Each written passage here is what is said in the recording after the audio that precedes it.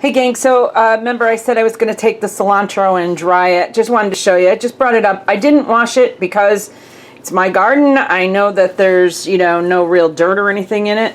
All I did was take out some of the really big stems. There's still some in here. It shouldn't really matter. They'll dry and I can kind of crumble them up. I have my dehydrator set for, let's see, 35 degrees Celsius, so I think that's like 95 degrees Fahrenheit. I think that's right.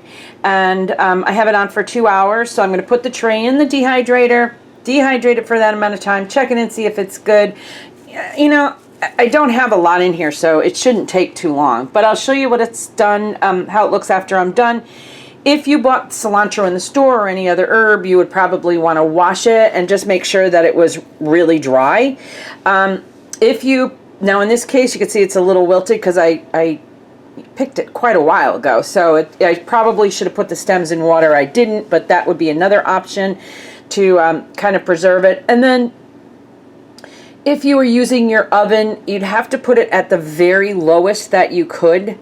And let it slowly dry. But the problem is you really don't want your this to be up too high as far as temperature. So you could also hang this and dry this in a dark dry place and let it dry for a while, hang it up. So lots of options, but I will show you how this cilantro comes out when I'm done. I wanted to show you my dehydrator. I'm not going to show you the whole kitchen because it looks pretty dirty right now, but you can see I took out most of the trays in here and I just left the top and bottom one so that hopefully it doesn't get pushed around too much. Coming up here, you can see that I have it set for 2 hours at 35 degrees Celsius. Over here, if you look, there's the chart and you can see what it is Fahrenheit, though 35 is 95, I think that says. An off button, and I'm going to get it started, and like I said, I'll show you when we're done how it looks. Hey gang, so here's that cilantro that I dried. Remember I showed you the bunch of cilantro. I've dried it and put it in this jar, and I should have loosened this lid. Hold on. So hey gang, here's that cilantro that I dried. I did put it in a jar. That's where I'm keeping it. I just wanted to let you see it as I poured it out a little bit.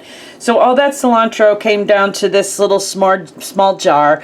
I left it pretty much, well, some of it's little, but I left it leafy as much as possible because then as I use it, I'll have I can grind it up or reconstitute it or whatever. So there you go.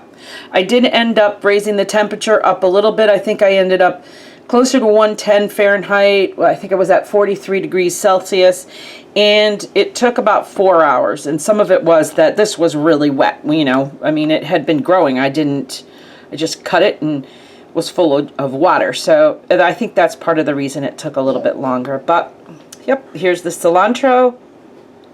And as I grow additional things, I am going to be, let's see, I don't really want you to see that part of it. So there you go.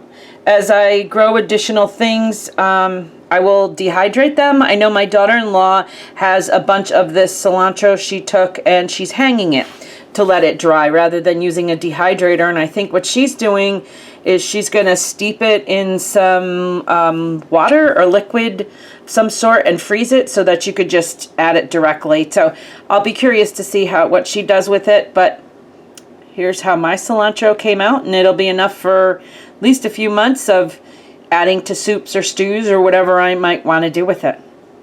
Alrighty, there you go. And as always, peace out. There you go. And as always, peace out.